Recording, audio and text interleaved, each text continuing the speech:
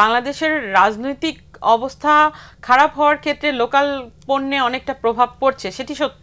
আবার আমরা দেখছি যে আমাদের বিদেশি বাজারও কিন্তু অনেকটা অস্থিতিশীল রয়েছে, কারণ আপনি জানেন যুদ্ধ শুরু হয়েছে এবং হ্যাঁ, ইরান এবং ইসরায়েলের যে একটা বড় ধরনের বিভেদ, সেটি আসলে অনেকটা মানে পণ্যের উপরে প্রভাব পড়ছে। পরে আমাদের এই পলিটিক্যাল রিজিম চেঞ্জের কারণে ওভারঅল আমাদের কান্ট্রি রেটিং, যেটা পৃথিবীর বিভিন্ন যে ইন্টারন্যাশনাল ফাইন্যান্সিয়াল ইনস্টিটিউট, তারা কান্ট্রি রেটিংয়ের উপর বেসিস করে বাংলাদেশের এলসি অ্যাকসেপ্টেন্স বা চার্জেসগুলো ডিসাইড করে। যেহেতু আমাদের কান্ট্রি রেটিং 2 স্টেপস ডাউন হয়েছে, তার জন্য পৃথিবীর অনেক দেশ কিন্তু বাংলাদেশের অনেক ব্যাংকের এলসি অ্যাকসেপ্ট করছে অথবা অনেক জায়গায় চার্জেস তারা বাড়িয়ে দিয়েছে। অতএব আমি মনে করি আমাদের এই রিজার্ভ যদি বাড়ে, সরকার যদি কিছুটা হলেও ডিসিপ্লিন ফাইন্যান্স সেক্টর আনতে পারে, কান্ট্রি রেটিং যদি ইমপ্রুভ হয়, তাহলে কিন্তু আমাদের ওভারঅল ইনভেস্টমেন্ট এবং ফাইন্যান্সিয়াল ফ্লো দেশে বাড়বে। পাশাপাশি তখন আমরা বাংলাদেশি প্রোডাক্ট কম্পিটিটিভ প্রাইসে বিদেশেও রপ্তানি করতে পারবো।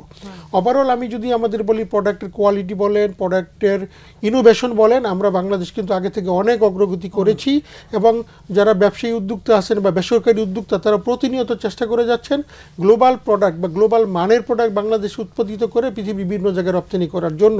এক্ষেত্রে আমাদেরকে সরকারকে ওই ফ্যাসিলিটিগুলোকে আরও এক্সপিডিয়েট করতে হবে। কিন্তু উপদেষ্টা মহোদয়, প্রধান উপদেষ্টা মহোদয় বলছেন যে বাংলাদেশকে ম্যানুফ্যাকচারিং এর একটা হাব তৈরি করার কথা বলা হয়েছে। তো সেটি যদি করতে হয়, তাহলে ম্যানুফ্যাকচার যারা আছে তাদেরকে তো সুবিধার আওতায় দিতে হবে, কর্ডিয়ার থেকে শুরু করে। যদি ম্যানুফ্যাকচারিং হাব যদি করেন, তাহলে আগে ম্যানুফ্যাকচারিং ফ্যাসিলিটি করতে হবে। ম্যানুফ্যাকচারিং ফ্যাসিলিটি করতে গেলে তো আপনার এখানে ফাইন্যান্স লাগবে, ইনভেস্টর লাগবে, ল্যান্ড লাগবে, তারপরে আপনার ইনফ্রাস্ট্রাকচার লাগবে, গ্যাস লাগবে, বিদ্যুৎ লাগবে।